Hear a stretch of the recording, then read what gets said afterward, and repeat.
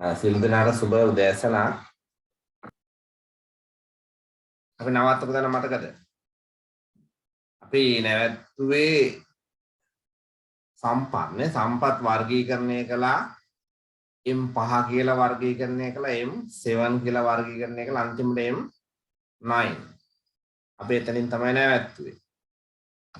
ඒ වගේම අපි සම්පත් ගැන කතා කරද්දී දැන් ප්‍රධාන වශයෙන් සම්පත් වර්ග 4යි කතා කරේ. ප්‍රධාන වර්ගය මොනවද? මොනවද ප්‍රධාන වර්ග වශයෙන් සම්පත් වර්ග 4? ඔව්, ශ්‍රමය,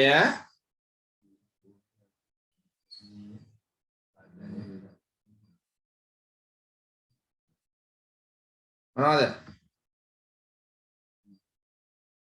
භූමිය, ශ්‍රමය, ව්‍යවසායකත්වය, ප්‍රාග්ධනය. එතකොට දැන් මේ අපි අර මූලික වශයෙන් වර්ගීකරණය කළාට අමතරව අපිට තව දුරටත් පුළුවන් දැන් මේ සම්පත් වර්ග 4 එකිනෙක සම්පත් තව තවත් වර්ග කරන්න. දැන් භූමිය පුළුවන් අපිට මේ භූමියේ තියෙන ස්වභාවික සම්පත්. භූමිය කියවම බොහෝ වෙලාවට ස්වභාවික සම්පත් තියෙනවා. මේ ස්වභාවික සම්පත් වර්ග දෙකකට වර්ග කරන්න පුළුවන්. එකක් තමයි දවල් දැකලා තියෙන සමහර සම්පත් තියෙනවා මේ දැන් භූමිය කියවම ඔක්කොම ස්වභාවික සම්පත්. භූමියට අයිති වෙන්නේ ස්වභාවික සම්පත්. මේ ස්වභාවික සම්පත් වල කොටස් දෙකක් තියෙනවා. එකක් තමයි සමහර ස්වභාවික සම්පත් තියෙනවා මේ නැවත නැවත උකහා ගන්න පුළුවන්. සීමිතයි. දැන් භූමිය කොහොම සීමිතයිනේ. දැන් ලංකාවේ තියෙන වර්ග මේ අක්කර වර්ග සැතපුම් ප්‍රමාණය ඇතුළේ ඒක සීමිතයි. ඒක අඩු වුණොත් නිසා වැඩි වෙන්නේ නැහැ. එතන මේ භූමිය තුල තිබෙන ස්වභාවික සම්පත් සීමිතයි. නමුත් තව වර්ධනය කරන්න පුළුවන් ඒවා තියෙනවා. මොනවාද?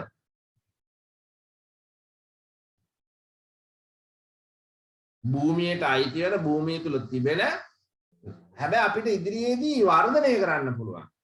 අපි භාවිතා කරන නමුත් නැවත ඇති කරන්න පුළුවන්. එහෙම ඒවා තියෙනවා. මොකක්ද? ගොඩ නැගිටලා කියන්නේ මේ භාවික සම්පතක්ද? ඈ? වනාන්තර වාගේ දේවල්. ඈ? එම නේද? අපි ඒවට කියනවා සීමිත හේත් අලුත් කළ හැකි සම්පත්. මේක තියෙනනේ සීමිත හේත් අලුත් කළ හැකි සම්පත්. මොනවද මේකට අයිති වෙන්නේ? වනාන්තර, සතුන්, මත්ස්‍යයින්, වැව් කිව්වම ඒක ස්වභාවික සම්පතක් වෙන්නේ අපි හදන එකන්නේ. ඒ වගේම තියෙන භූමිය තුල තියෙන තවත් සම්පත් තියෙනවා. සීමිත හේත් අලුත් කරන්න බෑ. මොනවද? ස්වභාවික එහෙත් මේ අලුත් කරන්න බෑ. khනිජ වර්ග දේවල් දැන් ඔයාලා දන්නවා ඔය khනිජ තෙල් කියන එක ස්වභාවික සම්පතක්. හැබැයි ඉදිරියේදී දැන් khනිජ තෙල් මේ පතලක් කපලා khනිජ තෙල් ගත්තට පස්සේ ආයතනෙ උනන්නේ සීමිතයි. එතකොට දියමන්ති වගේ දේවල්, මැණික් වගේ දේවල්, ගල් ලඟුරු වගේ දේවල්, මිනිරන් වගේ දේවල්. ඒ ගත්තට පස්සේ නැවත ඒක හැදෙන්නේ නැහැ. පැහැදිලිද? ඒතර අන්න එහෙම අපි ස්වභාවික සම්පත් භූමිය එහෙම නැත්නම් ස්වභාවික සම්පත් වර්ග කරනවා. අපි මෙහෙම ලියාගමු. ඊගාචේදී භූමිය හේවත් ස්වභාවික සම්පත් භූමිය හේවත් ස්වභාවික සම්පත් කොටස් දෙකකට වර්ග කළ හැකියි. භූමිය හේවත් ස්වභාවික සම්පත් කොටස් දෙකකට වර්ග කළ හැකියි.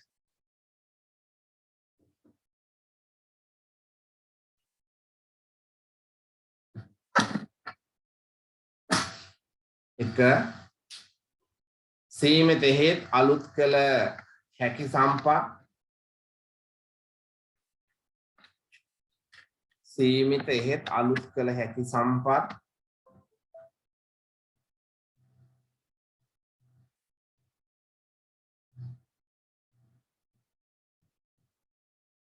සීමිත හේත් අලුත් කළ හැකි සම්පත් උදාහරණ වනාන්තර මත්ස්‍යයන්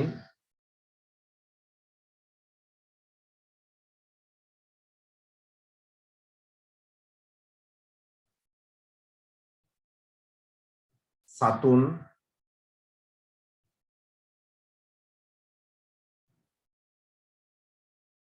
දෙක සීමිත හේත් අලුත් කළ නොහැකි සම්පත්.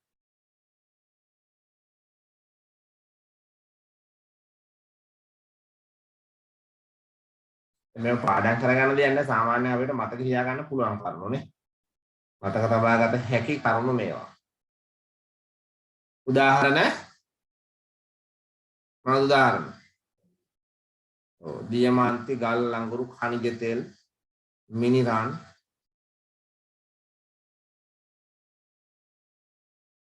දියමාන්ති ගල් ලංගුරු khනිජ තෙල් ගල් ලංගුරු මිනිරන්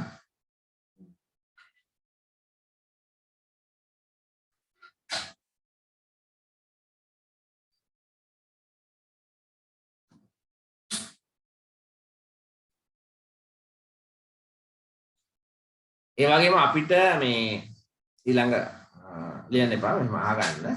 ශ්‍රමය කියන සම්පත ගත්තොත් ශ්‍රමයක් වර්ග කරන්න පුළුවන්. ශ්‍රමය කොහොමද වර්ග කරන්න පුළුවන්? කොටස් තුනකට වර්ග කරන්න පුළුවන්. මොනවාද?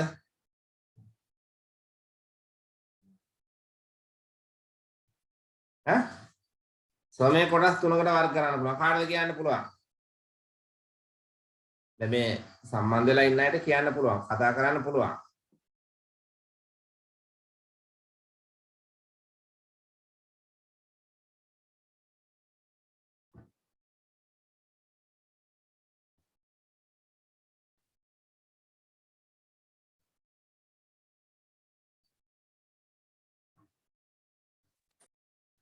කාටද කියන්න පුළුවන්? ශ්‍රමය කොටස් තුනකට වර්ග කරන්න පුළුවන්. පසඳු එරන්ද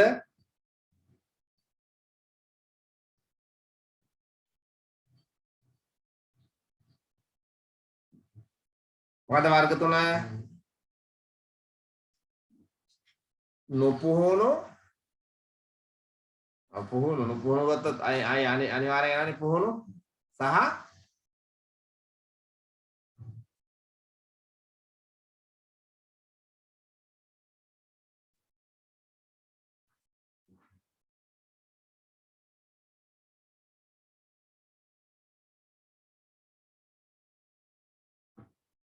මොනවාද? නොපුහුණු පුහුණු සහ අර්ධ පුහුණු. නොපුහුණු කියන්නේ මේ කාමකාරු කියලා කිව්වොත් ඒක නොපුහුණු බොහෝ වෙලාවට. ඒ කියන්නේ වෙන ශිල්පයක් දන්නේ නැහැ. යම් කාර්යයක් කිරීමට අවශ්‍ය විශේෂිත පුහුණුවක් සාමාන්‍ය වශයෙන් හෝ බැරි අය. දැන් අපි හිතමු මේසන් වැඩ කරද්දී අත් උදව් දෙන අය නොපුහුණු. හරිද? නොපුහුණු. හැබැයි දැන් වර්තමානයේ තියෙන නොපුහුණු වුණා සමහර දේවල් වලට පුහුණුකමක් තියෙනවා. ඒතර පුහුණු කියන්නේ කිසියම් ශිල්පයක් විශේෂඥ දැනුමක් තියෙනවා. දැන් වඩු වැඩ කරන එක්කෙනෙක් ගත්තොත් වඩු කාර්මිකයෙක් ගත්තොත් උඩ වඩු වැඩ පුළුවන්. ඔයාලට අපිට බෑ. එතකොට කාර්මික ශිල්පියෙක් ගත්තොත් උඩ ඒ ක්ෂේත්‍රය පුළුවන්. අපිට රේඩියෝ හදන්න වෙන්න පුළුවන්, ටීවී හදන්න පුළුවන් වෙන්න පුළුවන්, මොබයිල් හදන්න වෙන්න පුළුවන් නේ. මොනවාරි එහෙම මොනවාරි ක්ෂේත්‍රයක විශේෂඥ දැනුමක් තියෙනවා. අර්ධ පුහුණු කියලා කියන්නේ මොකද අර්ධ පුහුණු කියන්නේ?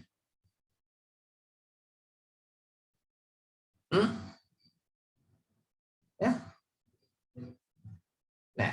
ඒතකොට ඊට වඩා පුළුල් එකක් නේ. ක්ෂේත්‍ර දෙක තුනක් කිව්වොත්. අර්ධ පුහුණු කියලා කියන්නේ. දැන් ඔයාලා දන්නවා දැන් අපි හිතමු ඔය ජර්මන් ටෙක් වගේ මොනවා හරි ආයතනයක වැඩ කළා න්‍යායාත්මක කරුණු දන්නවා ප්‍රායෝගික දේවල් 100ට 100ක් දන්නේ නැහැ. දැන් සමහරලාට දැන් අපි ටෙක් එකේ ජර්මන් ටෙක් එකේ මොනවා ඒ වගේ තැනක වැඩ කළාට පස්සේ පුහුණු අයෙක් ළඟ ප්‍රැක්ටිස් වෙන්න ඕන. හරිනේ? ට්‍රේනින් කාලයක් තියෙනවා. ඒ ට්‍රේනින් කාලය කොයි වගේද එතකොට? අර්ධ පුහුණු. එහෙනම් වර්ග තුනකට බෙදෙන මොකද්ද? නොපුහුණු, අර්ධ පුහුණු, පුහුණු. හරි මෙහෙම ලියා ගන්න ඊගාව පෙළියෙන් ශ්‍රමය කොටස් 3කට වර්ග කළ හැකියි.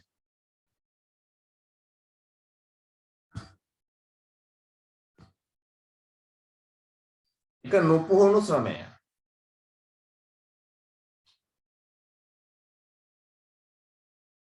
දෙක අර්ධ පුහුණු ශ්‍රමය.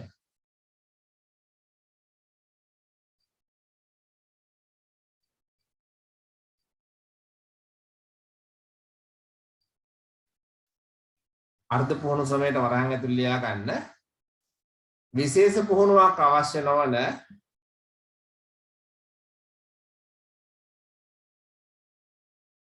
රැකියාවන් සඳහා යොදා ගන්නා ශ්‍රමය.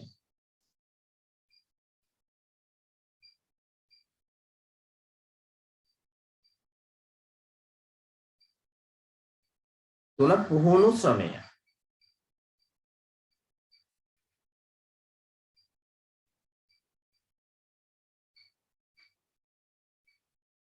පුහුණු ශ්‍රමයට ලියා ගන්න කිසියම් ප්‍රමාණයක පුහුණු ශ්‍රමය යටතේ කිසියම් ප්‍රමාණයක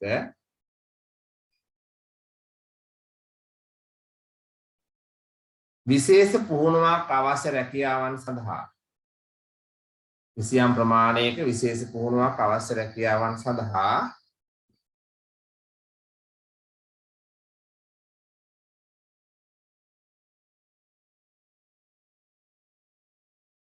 යොදා ගනු ලබන ශ්‍රමය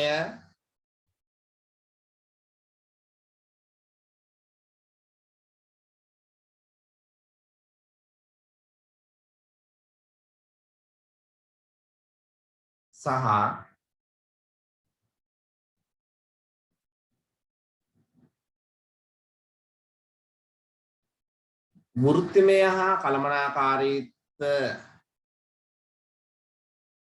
වෘත්තිමය හා කළමනාකාරීත්ව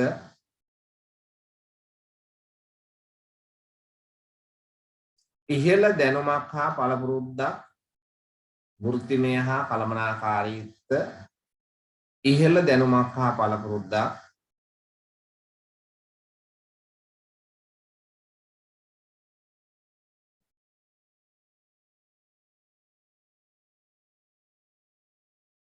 අවශ්‍ය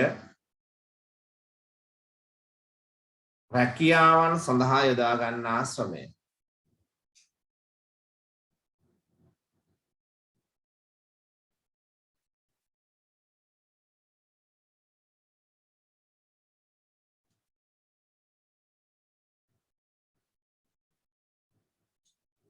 ඒ වගේම අපිට ප්‍රාග්ධනය කොටස් දෙකකට බෙදන්න පුළුවන්. මොකද ප්‍රාග්ධනය කොටස් දෙකක්. ඈ ප්‍රාග්ධනයත් කොටස් දෙකකට බෙදන්න පුළුවන්. එකක් තමයි ස්ථාවර ප්‍රාග්ධනය. අනිත් එක කාරක ප්‍රාග්ධනය. මොකද ස්ථාවර ප්‍රාග්ධනය කියන්නේ? මේවා සාමාන්‍ය පොඩි කරුණු මේවා. ඔයාලා දන්නේ නැති නිසා අපි එහෙම කතා කරනවා. වංජන මොනවද පුතේ ස්ථාවර ප්‍රාග්ධනය කියන්නේ?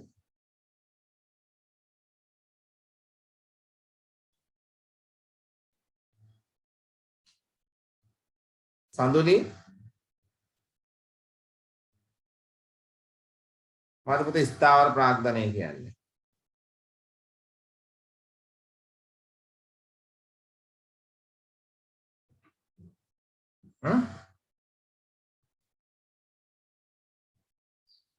අපි යොදා ගන්නා ප්‍රාග්ධනය සාමාන්‍යයෙන් ප්‍රාග්ධනය කියලා අදහස් කරන්නේ මොනවද? හරි? මිනිසා විසින් නිෂ්පාදනය කරලා යොදා ගන්න දේවල්. අපි සරලව ගත්තොත් වත්කම්. සඳුනි කියනවා ගොඩනැගිලි යන්ත්‍ර කියලා උදාහරණ වශයෙන් හරි. එතකොට අපි යොදා ගන්නා වත්කම් විශේෂයෙන් අපි යොදාගන්නේ වත්කම් තමයි ප්‍රාග්ධනය කියලා. ප්‍රාග්ධනය කියලා කියන්නේ මට තියෙන අයිතිය කියලා මම එදා එක අවස්ථාවකදී කිව්වා නේද? මතකද? ප්‍රාග්ධනය කියන්නේ මොකද්ද? ප්‍රාග්ධනයට මම නම් කීපයක් කිව්වා. මොනවාද ප්‍රාග්ධනයට කියපු නම්? මම ප්‍රාග්ධනයට විවිධ නම් කිව්වා. මතකද? නම් කීයක් කිව්වද? නම් කීයක් කිව්වද? දැන් ඔය මතක තියෙන්න ඕනේ. නම් කීයක් කිව්වද?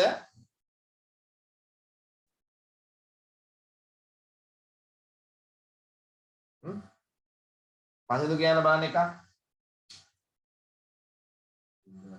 දැන් ප්‍රාග්ධනය කියන එක ප්‍රධාන වචනය. තව මොනවාද? අසුද්ධවත්කම්. තරු හිමිකම්. අසුදු තව දෙකක් තියෙන වචන. කාටද කියන්න පුළුවන්? මම කො මෙන්න මේක හරි වැදගත් කියලා මම කිව්වා. මොනවාද? එතනද? අයිතිය. අයිතිය very good.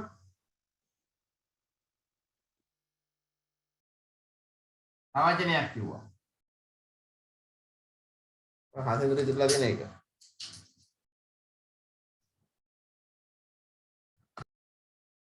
කාටද කියන්න පුළුවන්? පස්වෙනි එක නාම කවුරුවත් කිව්වේ නැහැ. තරු ස්කන්ධය. ඔව් රශ්මි මොකද පුතේ කිව්වේ? sorry ස්කන්ධය. ස්කන්ධය very good. ස්කන්ධය මේක හරි වැදගත්. ඒක නිසා මේ ප්‍රාග්ධනයේදී මේ කියන වචන ටික ප්‍රාග්ධනය කියන්නේ අයිතිය. හොඳට මතක තියාගන්න මේක accounts වලට වැදගත්. අයිතියනේ මම කියන්නේ ප්‍රාග්ධනය කියන්නේ කියලා.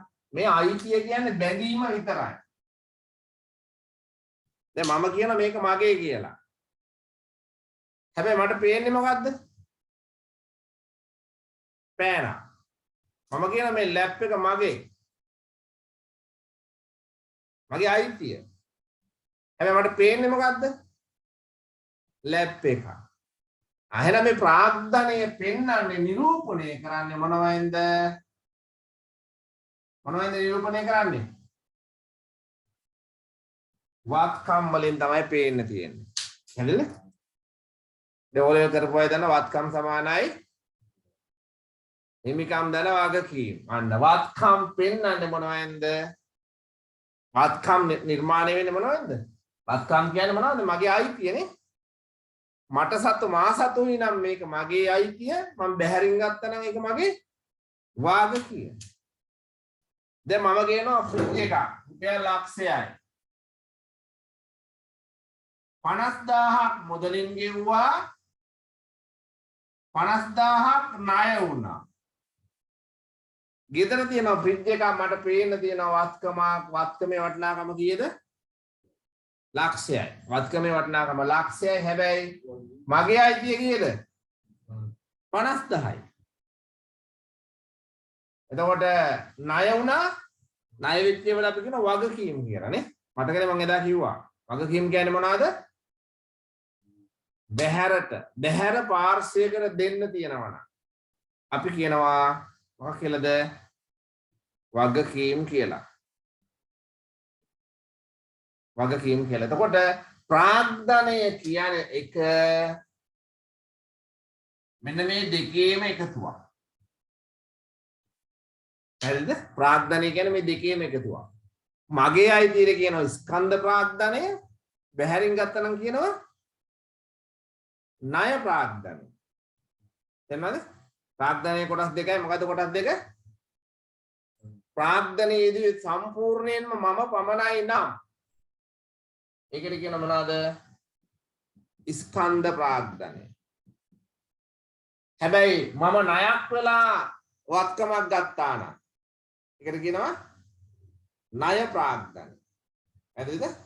ප්‍රාග්ධනයේ හැදිලා තියෙන්නේ අයිතියෙන් සහ වගකීමෙන්. අපි කියනවා මගේ අයිතිය නම් අපිට කියන මං කියනවා ස්කන්ධ ප්‍රාග්ධනය කියලා. ණයක් ගත්තා නම් පස්සේ ණය ප්‍රාග්ධනය. එතකොට ප්‍රාග්ධනයේ පේන්න තියෙන්නේ මොනවද? වත්කම්. මේ වත්කම් කොටස් දෙකයි. මොකද්ද කොටස් දෙක? ස්ථාවර සහ ජංගම. ස්ථාවර වත්කම් ජංගම නොවන වත්කම්. මෙතන ස්ථාවර ප්‍රාග්ධනය කියන්නේ මොකද්ද? දීර්ඝ කාලයක් භාවිතා කළ හැකි ඉඩම් ගොඩනැගිලි යන්ත්‍ර මෝටර රථ වගේ දේවල් වලට අපි කියනවා ස්ථාවර ප්‍රාග්ධනය. ජංගම හේවත් අපි එකට කියනවා කාරක ප්‍රාග්ධනය. මොන වචනේ මතක තියාගන්න. මොකද්ද? කාරක ප්‍රාග්ධනය. මොකද කාරක ප්‍රාග්ධනය කියන්නේ? දීර්ඝ කාලයක් තබා ගන්න බැරි කෙටි කාලීනව වෙනස් වෙවි භාවිතා කරන ප්‍රාග්ධනයට අපි කියන මොකක්ද කියලාද? කාරක ප්‍රාග්ධනය. පැහැදිලිද?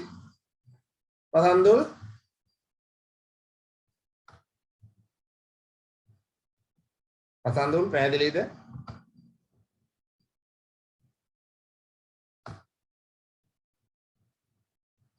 හරි. ලියා ගන්න. ප්‍රාග්ධනය කොටස් දෙකකට වෙන් කළ හැක. ප්‍රාග්ධනය කොටස් දෙකකට වෙන් කළ හැක.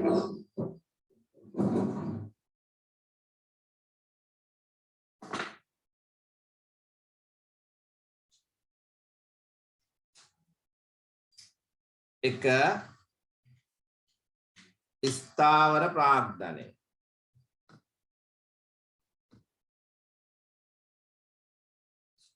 වරහන් ඇතුළේ ලියා ගන්න ගොඩනැගිලි යන්ත්‍ර සූත්‍ර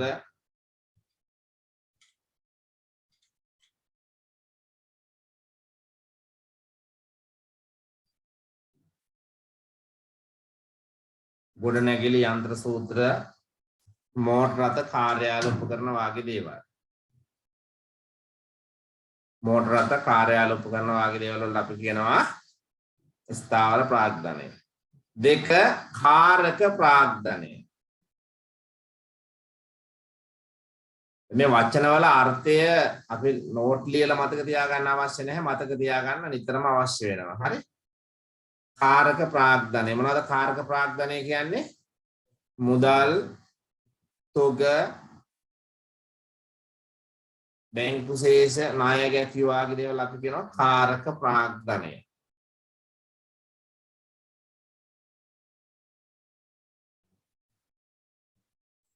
ව්‍යවසායකත්ව නිර්වචනය මම දුන්නා නේද?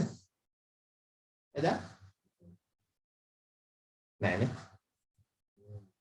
දුන්නේ නෑ. මාතෘකා ව්‍යවසායකත්වය.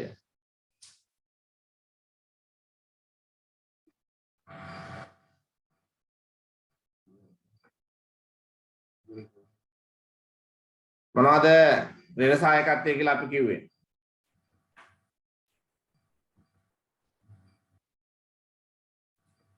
අවදානමක් දරමින් නිෂ්පාදනයක්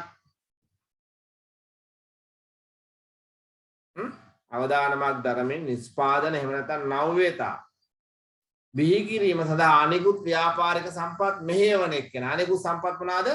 භූමිය, ශ්‍රමය, ප්‍රාග්ධනය. භූමිය, ශ්‍රමය, ප්‍රාග්ධනය කියන සම්පත් මෙහෙයවීම තමයි අපි කියන්නේ මෙහෙයවන මොකටද? නව්‍යතා බිහි කරන්නේ.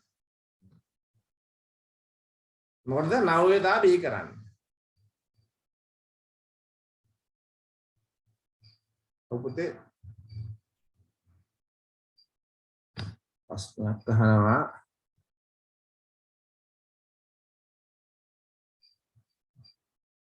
හරි මම දාන්නම්.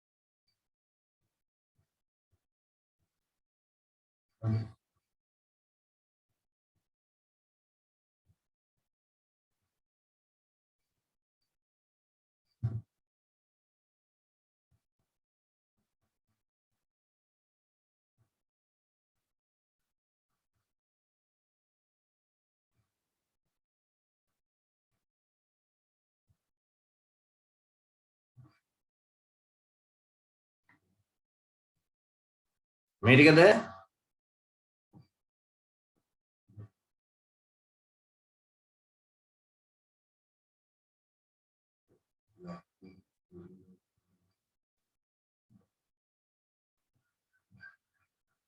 රශ්මි හරිද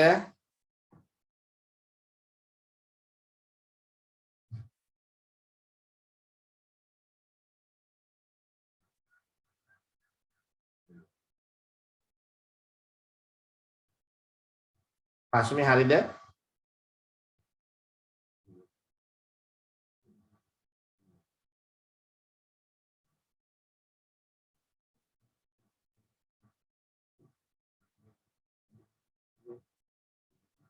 රශ්මි හරිද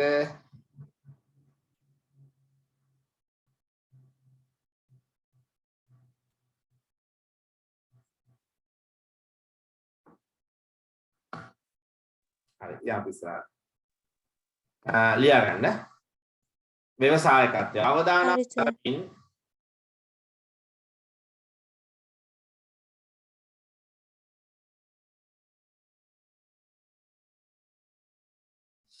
නව්‍යතා බිහි කිරීම නව්‍යතා වරහන් ඇතුලේ බහඬ නිපදවීම නව්‍යතා බිහි කිරීම වරහන් ඇතුලේ බහඬ නිපදවීම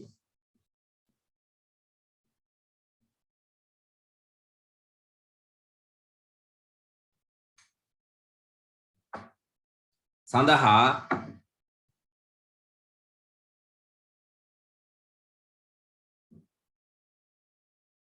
අනෙකුත් සම්පත්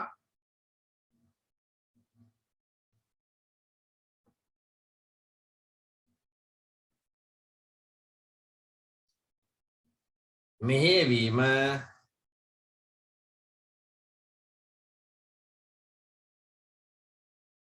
ව්‍යවසායකත්වය නම් වේ.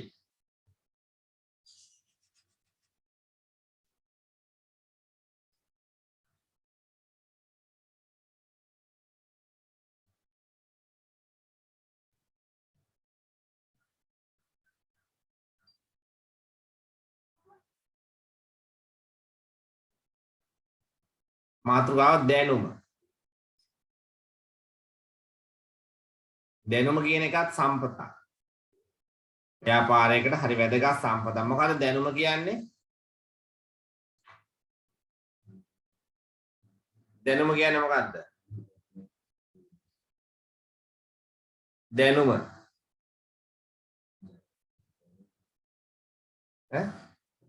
දන්න දේවල් නේ? දැනුම කියන්නේ මොකද්ද?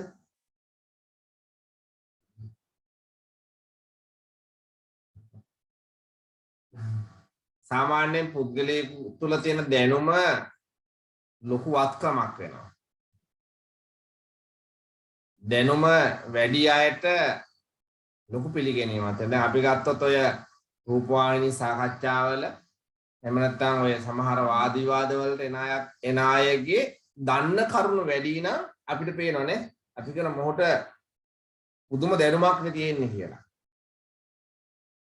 ඒතර ඒ වගේ දේවල්. දැනුම කියන එක හරි වැදගත්. දැනුම කියන්නේ මිනිස්සුන්ගේ මොනවද? මොකද්ද අරු? ඔව්. පුද්ගලයින්ගේ බුද්ධිමය එකතුවක්. දැනුම. එතකොට දැන් දැනුම අපිට ආකාර දෙකකට බෙදන්න පුළුවන්. දැන් මේ දැනුම ගොඩනගන්නේ පුද්ගලයා තුළ තිබෙන දක්ෂතාවයන් කුසලතාවයන් නිසා. හරිද?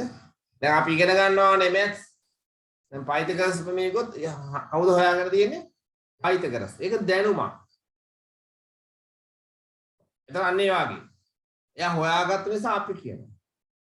ඔයාලා දැකලා තියෙනවද දැන් ඔය ගොඩනැගිලි සකස් කරද්දී ඉංජිනේරුවන් පයිතගරස් ප්‍රමේය භාවිතා කරනවා.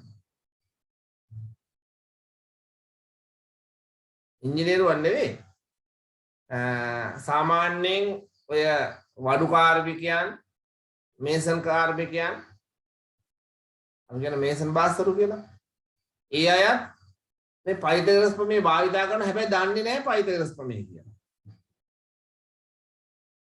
පයිතගරස් ප්‍රමේය භාවිතා කරන හැබැයි දන්නේ නැහැ පයිතගරස් ප්‍රමේය කියලා. කොහොමද භාවිතා කරන්නේ? මොකටද භාවිත කරන්නේ? මොකද හදපු පයිතගොරස් ප්‍රමේය කියන්නේ?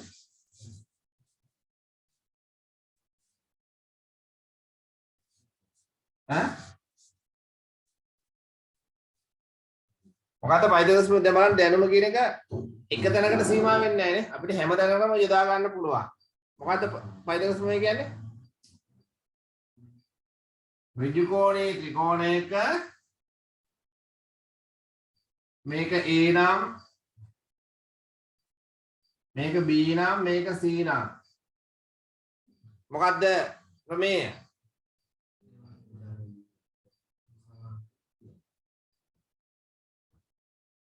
ඈ A වර්ග ධන B වර්ග C වර්ගය. මේක කොහොමද මේසන් පාස්තුරු යොදාගන්නේ? කාටද කියන්න පුළුවන්? දැන් මේ අපි මේ ඉගෙන ගත්තට වැඩක් නැහැ. මේක මේ ප්‍රායෝගිකව භාවිතා ගන්න පුළුවන් මට්ටමට ඉගෙන ගන්න ඕනේ. පොතේ දැනුම විතරක් මදි. ඈ? වර්ධ පුහුණු වෙලා වැඩක් නැහැ නේ. ඔය භාගෙට ඉගෙන ගන්න අර්ධ පුහුණු වෙලා වැඩක් නැහැ. ගොඩනැගිල්ලක් සකස් කරද්දී අපි කියනවා මොකක්ද මේකට කියන්නේ? මුළු පරස් අරින්න. දැන් බිල්ඩින් එක හදනකොට බිල්ඩින් එක කොහොම වෙන්න ඕනේද? හරි හතරස් හරි මෙන්න මේ වගේ තැන්වල කොහොමද වෙන්න ඕනේ? ඍජු කෝණාංශයක් වෙන්න ඕනේ. එමනේ මේක අංශක 90ට තියෙන්න ඕනේ. අංශක 90ට තියෙන ඒගොල්ලෝ පාවිච්චි කරනවා මේක 10යි නම් මේක 8යි නම් මේක 6යි. ඒගොල්ලෝ පයිතගොරස් ප්‍රමේය කියලා දන්නේ නැහැ. මේක මතක තියාගන්න මේක 10යි මේක 8යි මේක 6යි කියලා. ඇඹිලිපිටියේ පොලේ අපි බැඩ්මින්ටන් කෝට් 9ක් ඇන්දා. ඒ බැඩ්මින්ටන් කෝට් අදිද්දි ඉංජිනේරුවෝ යොදාගන්නෙත් මේක. දැන් හිතා ගන්නකො අඩි 20ක් 30ක් දිගේකට මුළු මට්ටම මේ කෝණමානෙ දිලා මේක මයින්න පුළුවන්ද?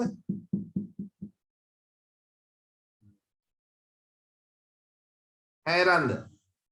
අඩි 20ක් 30ක් 200ක් 300ක් වගේ දිග පළල බිල්ඩින් එකක් ගන්නකොට කෝණමානයක් තියලා මෙතන මුළු මට්ටම බලන්න පුළුවන්ද?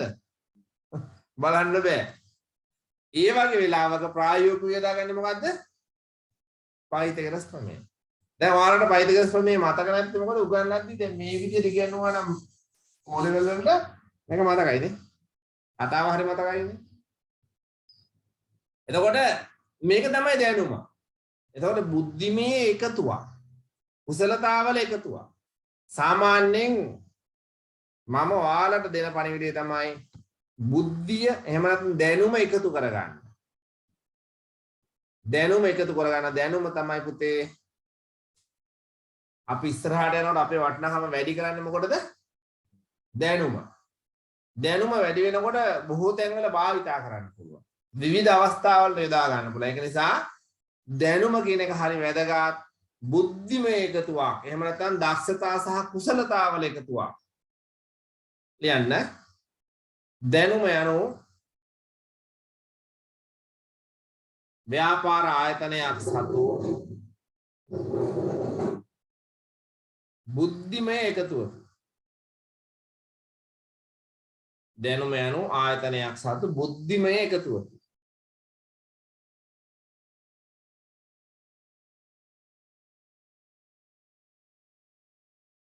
එනම් ව්‍යාපාරයේ සේවකයින්ගේ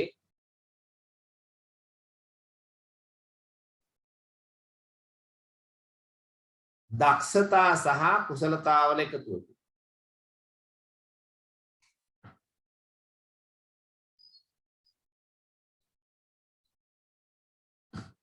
දක්ෂතා සහ කුසලතාවල එකතුවකි.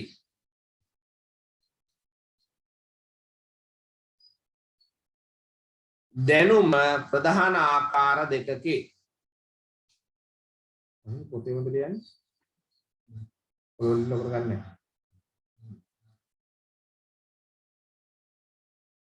ඔයගොල්ලෝ ඉල ගන්නවා. දැනුම ප්‍රධාන ආකාර දෙකකි. එක නිශ්චිත හැලයිලක් ප්‍රකාශිත දැනුම. නිශ්චිත එහෙම නැත්නම් ප්‍රකාශිත දැනුම. අපි කියන explicit knowledge. explicit knowledge. මේ වචන ටිකක් අත තියාගත්තම සමන්නේ. explicit knowledge. knowledge කියන්නේ KNOWLEDGE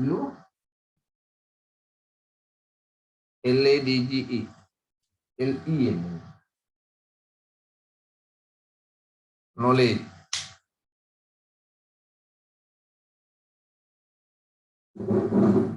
මොකද්ද නිශ්චිත දැනුම කියන්නේ? මොන හරි විධිමත් භාෂාවකින් ප්‍රකාශ කරලා තියෙන වාර්තාගත දැනුම. කිසියම් භාෂාවකින් ලේඛනගත කරලා තියෙන දැනුම. ඉංග්‍රීසි වෙන්න පුළුවන්, දෙමළ වෙන්න පුළුවන්, සිංහල වෙන්න පුළුවන්, පාලි වෙන්න පුළුවන්. දැන් ඔය සමහර යంత్ర මන්ත්‍ර වලට අදාළ මන්ත්‍ර තියෙනවා. ඒ භාෂාව අපි දන්නේ නැහැ නේ.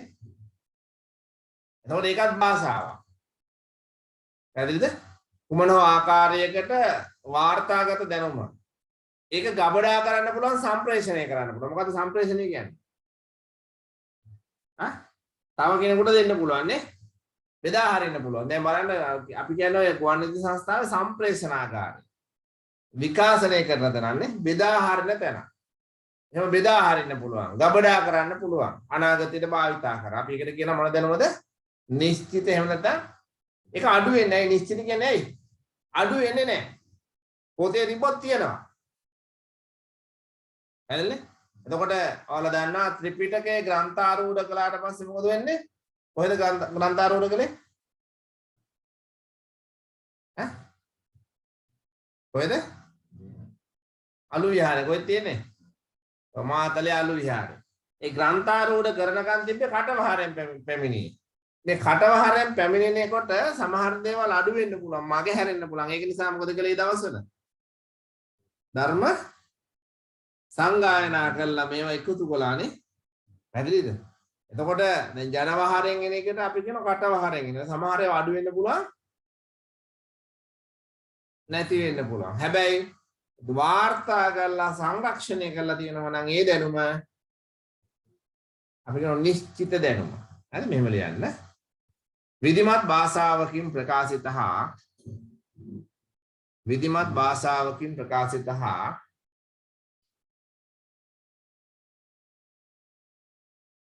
වාර්තාගත දැනුම මින් අදහස් වේ.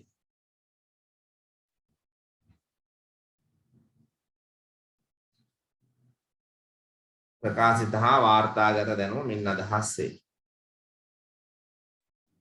මෙම දැනුම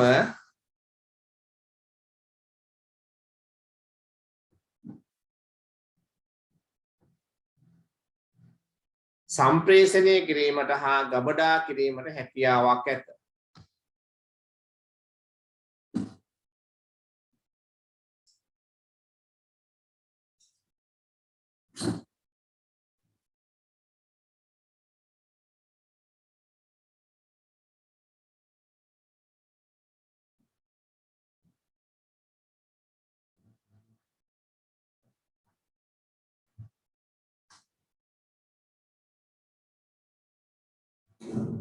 සම්ප්‍රේෂණය කිරීමට හා ගබඩා කිරීමට හැකියාවක් ඇත.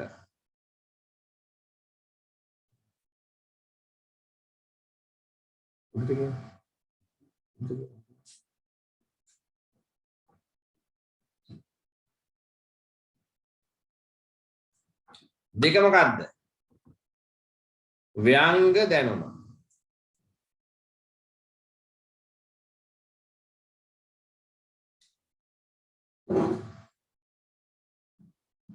මෙන්න පැකිට් knowledge කියලා. PACIT knowledge.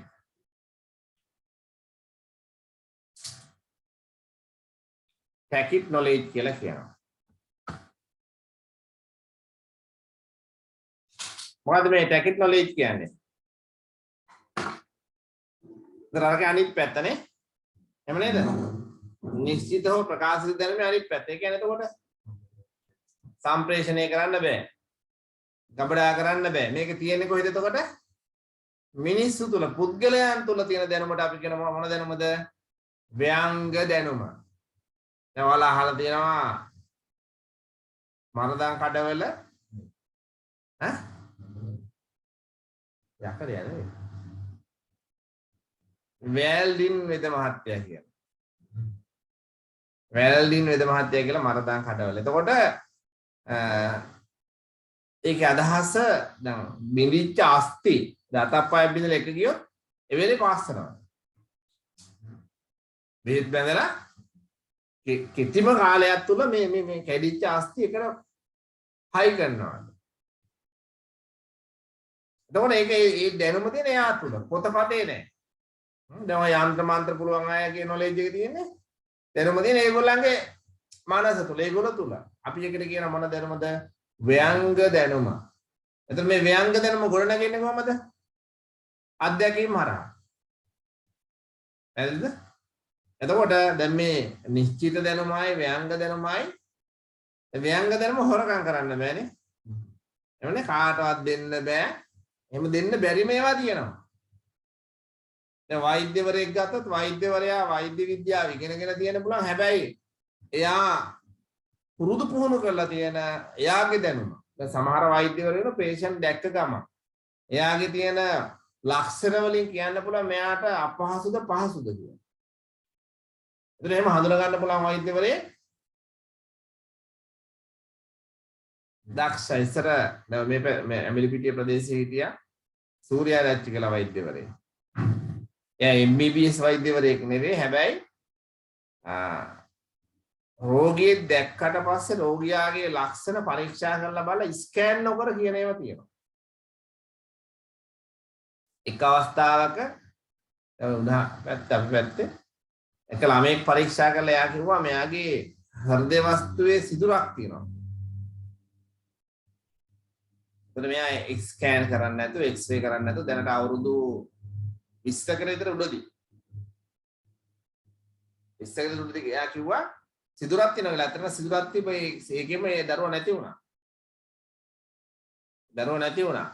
එතකොට මේ ඒ දැනුම ව්‍යංග දැනුම. ඒ සමහරුන්ගේ දක්ෂතා.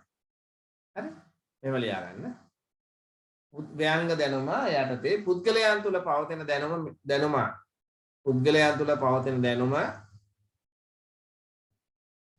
මින් අදහස්සේ. පුද්ගලයන් තුල පවතින දැනුම මින් අදහස්සේ. මෙම දැනුම සම්ප්‍රේෂණය කිරීමට හා ගබඩා කිරීමට අපහසුයි.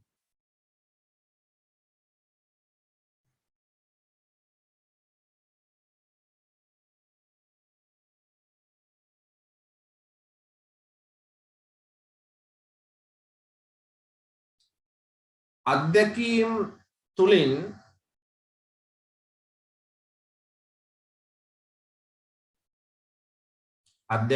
තුලින්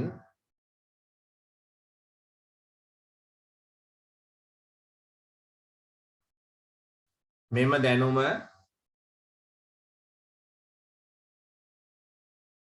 ලබා ගන්නා නිසා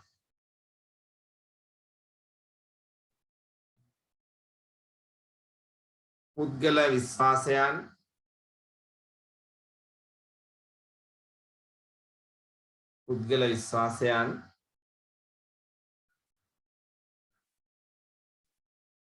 වටිනාකම්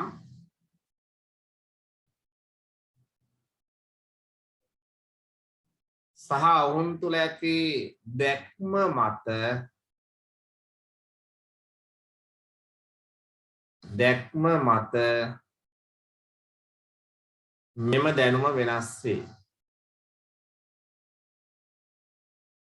මෙම දැනුම වෙනස් වේ.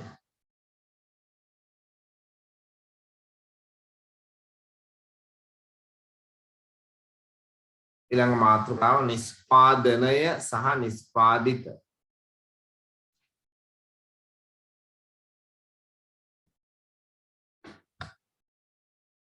නිෂ්පාදනය සහ නිෂ්පාදිත.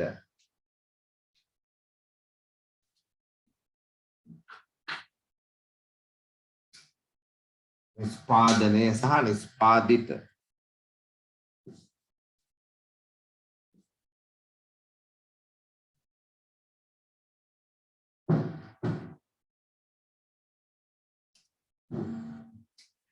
නිෂ්පාදනයට කියනවා ප්‍රොඩක්ෂන්.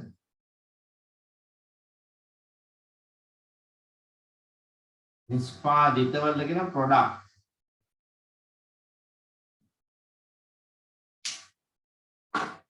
නිෂ්පාදනය සහ නිෂ්පාදිත. මොකද නිෂ්පාදනයක් කියලා කියන්නේ? පස්සේ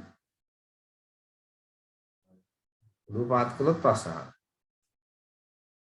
මොකද නිෂ්පාදනයක් කියන්නේ?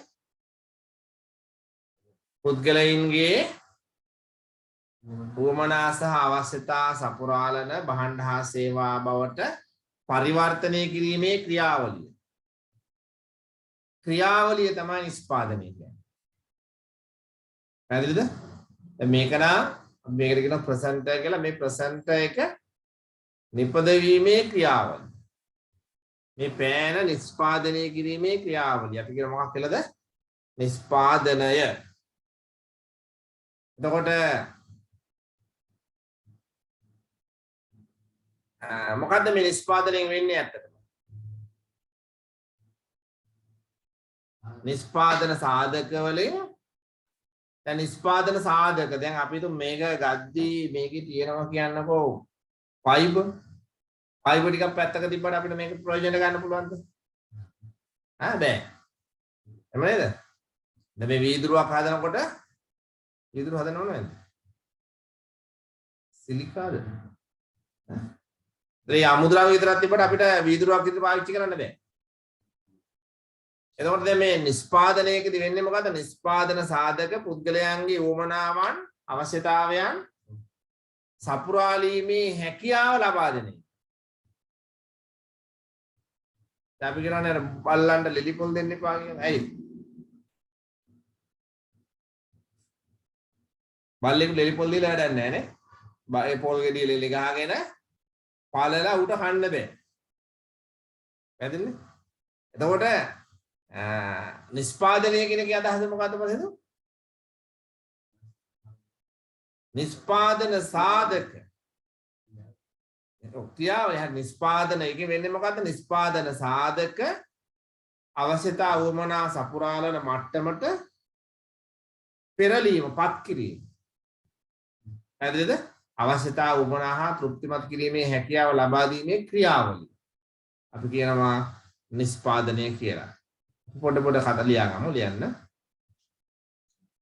සම්පත්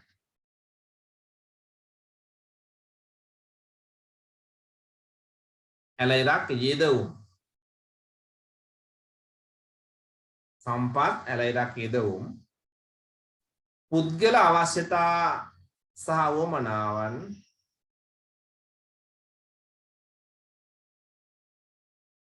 සපුරාලන පුද්ගල අවශ්‍යතාවයන් සහ වමනාවන් සපුරාලන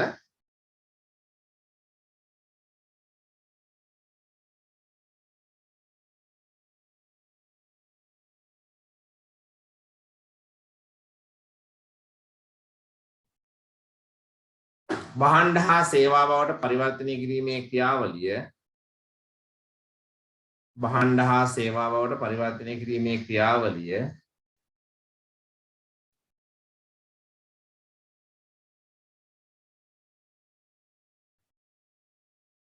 නැතහොත්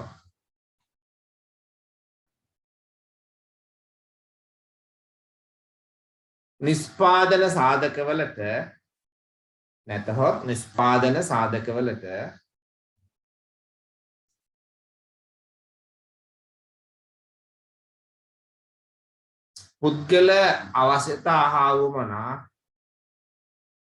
පුද්ගල අවශ්‍යතා හා වමනා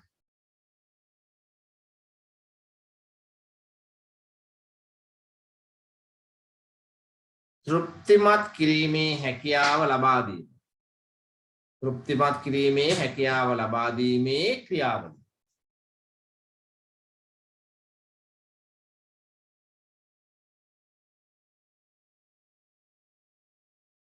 නිෂ්පාදනය නම් වේ.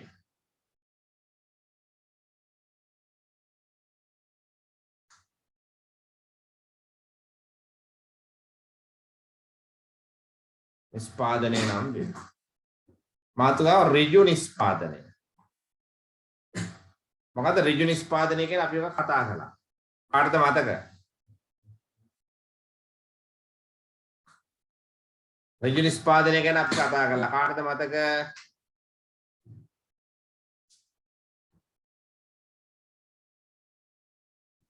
රශ්මිට මතකද? සඳුනිට, පසිඳුට, අසිඳුට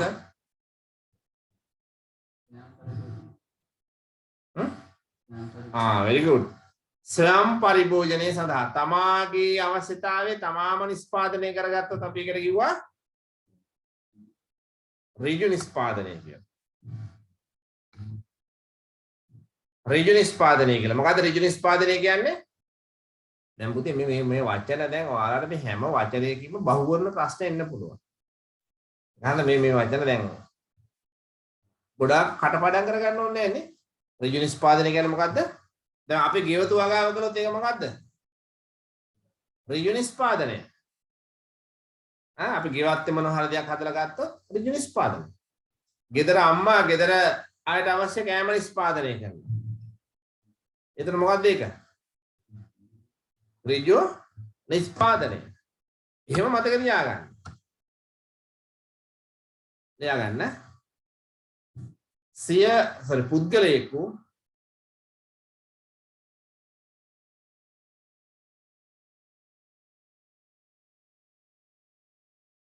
පුද්ගලයෙකු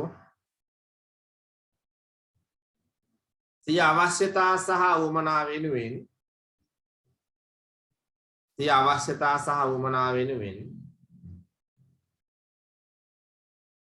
තමා විසින්ම නිෂ්පාදනයක් බිහි කිරීම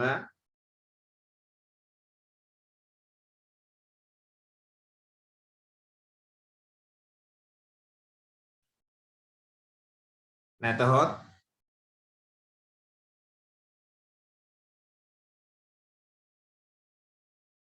ස්වයං පරිභෝජනය උදෙසා සිදු කරන නිෂ්පාදනය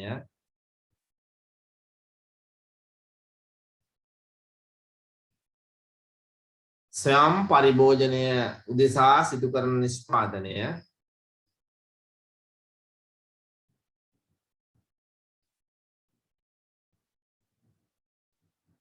ඍජු නිෂ්පාදනයයි.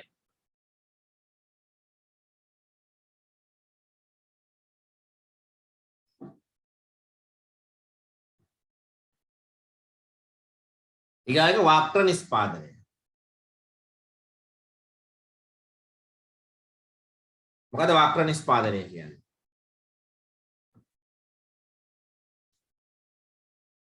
මේකේ අනිත් පැත්ත. මොකද මේකේ අනිත් පැත්ත කියන්නේ? ඈ? අසද?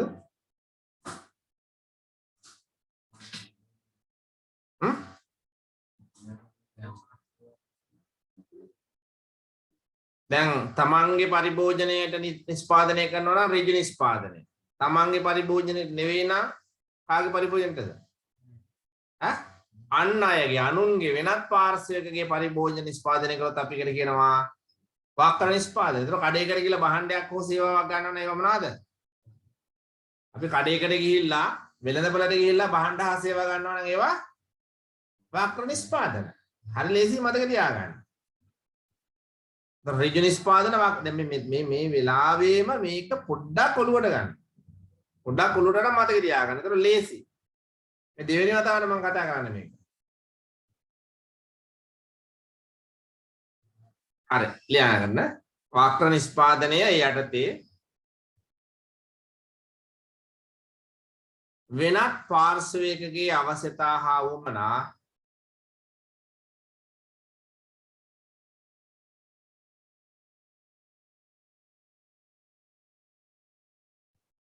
තෘප්තිමත් කිරීම උදෙසා වෙනත් පාර්ශ්වයකගේ අවශ්‍යතා සහ වමනා තෘප්තිමත් කිරීම උදෙසා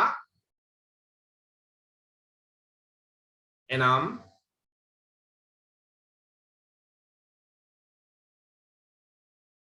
වෙළඳපළ උදෙසා නිපදවීම වෙළඳපළ උදෙසා නිපදවීම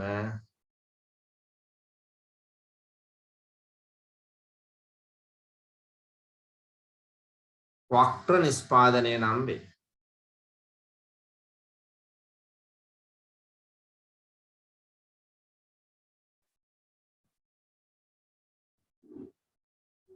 වක්‍ර නිෂ්පාදනය කොටස් 3කට වර්ග කළ හැකියි.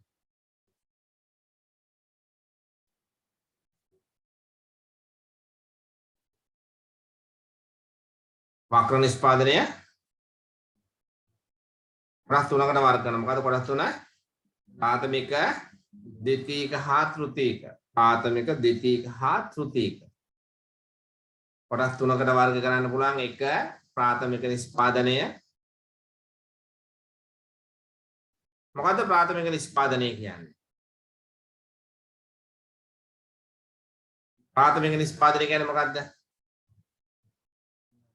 ස්වභාවික සම්පත් ඒ අයුරින්ම ගත්තොත් මොනවද ස්වභාවික සම්පත් ඒ අයුරින්?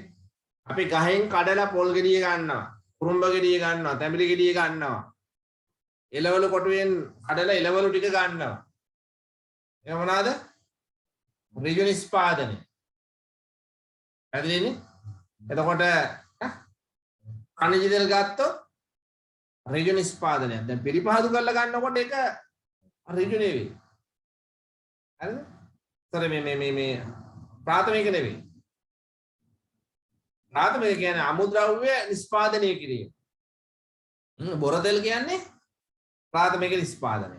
මිනිරන් ගත්තොත්, මැණික් ගත්තොත් ප්‍රාථමික. හැබැයි මැණික් කපලා උපදමලා ගත්තොත් මුද්දකට ඒක ප්‍රාථමික නෙවෙයි. පැහැදිලිද? ස්වභාවික සම්පත් ඒ ආකාරයෙන්ම පරිසරයේ පවතින ආකාරයෙන්ම ලබා ගැනීමට අපි කියනවා ප්‍රාථමික නිෂ්පාදනය. එහෙම නැත්නම් අපි කියනවා පසිදු අමුද්‍රව්‍ය නිපදවීම. අමුද්‍රව්‍ය. පැහැදිලිද? යම් භාණ්ඩයක් නිෂ්පාදනය කරන්න, යම් සේවාවක් නිෂ්පාදනය කරන්න අවශ්‍ය සම්පත් නිපදවීමට අපි කියනවා ප්‍රාථමික නිෂ්පාදනය. එයට ලියා ගන්න. ස්වභාවික සම්පත්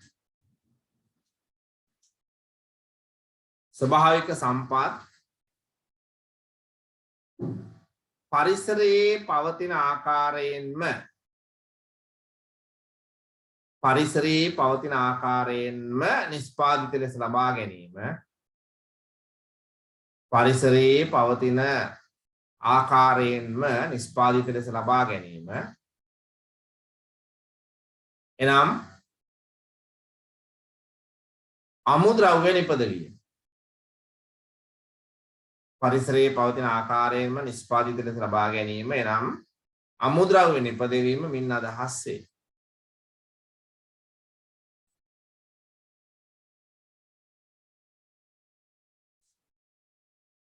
උදාහරණ කෘෂි, වන, පශු සම්පත්. පශු සම්පත් කියන්නේ මොනවද? සතුන්, දීවර, පතල් හා කැණි.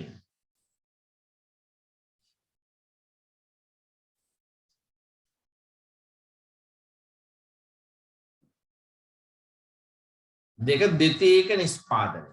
මොකක්ද ද්විතීයික නිෂ්පාදනය කියන්නේ? ද්විතීයික නිෂ්පාදනය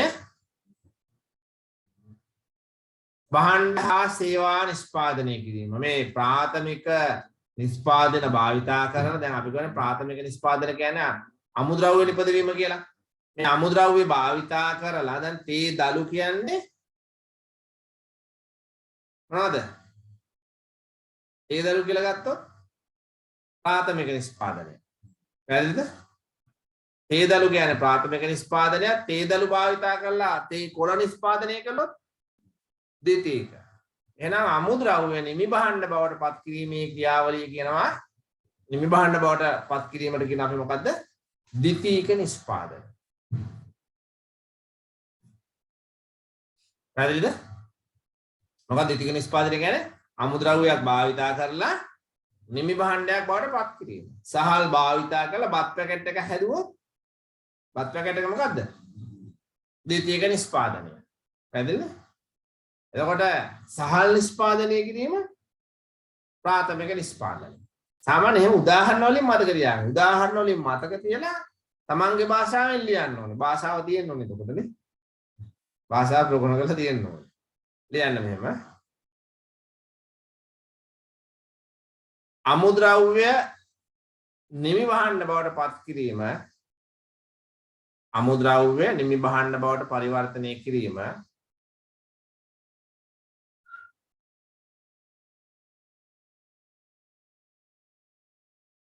නැතහොත් අමුද්‍රව්‍ය නිමි භාණ්ඩ බවට පරිවර්තනය කිරීම නැතහොත් සම්පත්තල ස්වරූපය වෙනස් කරමින් සම්පත්තල ස්වරූපය වෙනස් කරමින් සම්පත්තල ස්වරූපය වෙනස් කරමින් නිෂ්පාදිත බිහි කිරීමයි බිහි කිරීම මින් අදහස් වේ.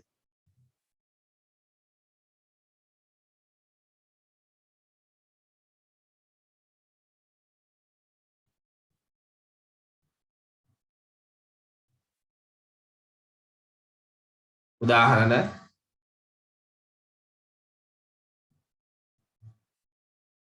නිමවුම් කර්මාන්ත. මේ පස්සට කතා කරන නිමවුම් කර්මාන්තයක් කියන්නේ අපි වර්ග දෙකක් තියෙන එකක් සැකසුම්. මම ඉස්සෙල්ලා කිව්වේ කැම පැකට් එක හදන එක සැකසුම. සමහර ඒවා තියෙන එකලස් කර්මාන්ත කියලා. මොකද එකලස් කියන්නේ? එක එක පාර්ට් එකතු කරලා හදන නිෂ්පාදනය. අපි කියනවා දැන් ඔය පරිගණක වාගේ දේවල් වල කෑලි එකතු කරලා අපිට බෑන්ඩඩ් කියලා හදන්න පුළුවන්. අනිත් එකට කියනවා එකලස් කරලා හදනවා කියලා.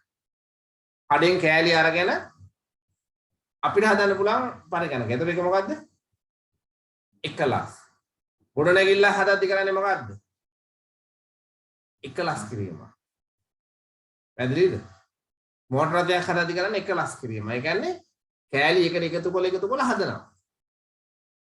රෙදි කිරීම කර්මාන්ත විතර මේවට අයිති වෙනවා. හරි? උදාහරණ නිමවුම් කර්මාන්ත වරහන් ඇතුලේ සැකසුම් එකලස්.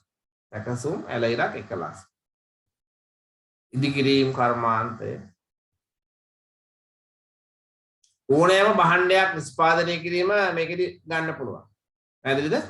ඕනෑම භාණ්ඩයක් නිෂ්පාදනය කිරීම මේකෙදි ගන්න පුළුවන්. මොකද අපි අමුද්‍රව්‍ය ඒ විදිහටම පරිභෝජනය කරන්නේ නැත්නම් දැන් කුරුම්බ ගෙඩිය කඩලා බිව්වොත් ඒක ප්‍රාථමික නිෂ්පාදනයක් විතර. ඒක ද්විතීක නිෂ්පාදනයක් නෑ. එතකොට කුරුම්බ ගෙඩිය කඩලා අරගෙන ඒකේ වතුර ටික අරගෙන බෝතල් කරලා අපි අපනයනය කළොත් අන්න ද්විතීක නිෂ්පාදනය. පැහැදිලිද? ඒක හඳුනා ගන්න ඕනේ. ඊගාක තෘතීක නිෂ්පාදනය.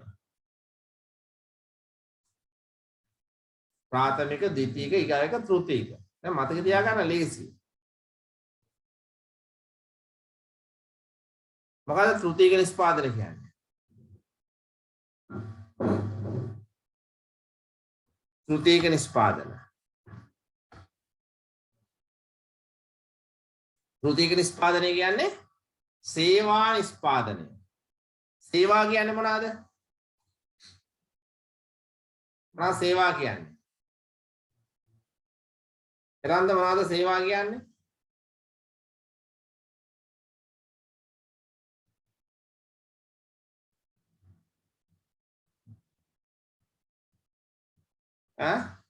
සේවාවන් කියන්නේ මොනවාද? ලක්ෂණ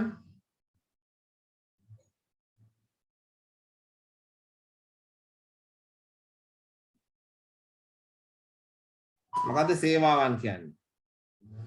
ඈ? රක්ෂණය ගත්තොත් සේවාවන්. ප්‍රවාහණය ගත්තොත් සේවාවන්. අපි ප්‍රවාහණය භාවිතා කරන්නේ නැද්ද?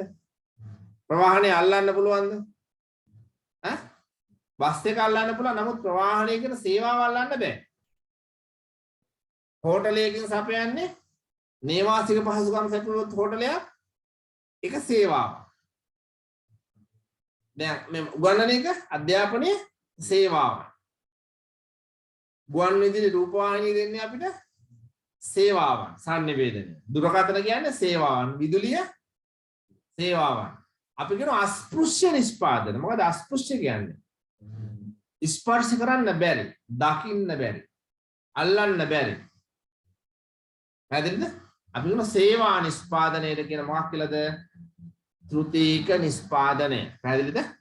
දැන් ඔයාලා අහලා ඇති මහා බැංකුව.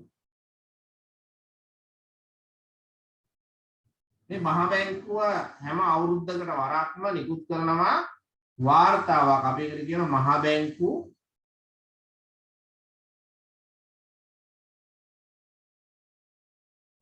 වාර්තාව. මහා බැංකුව වාර්තාව.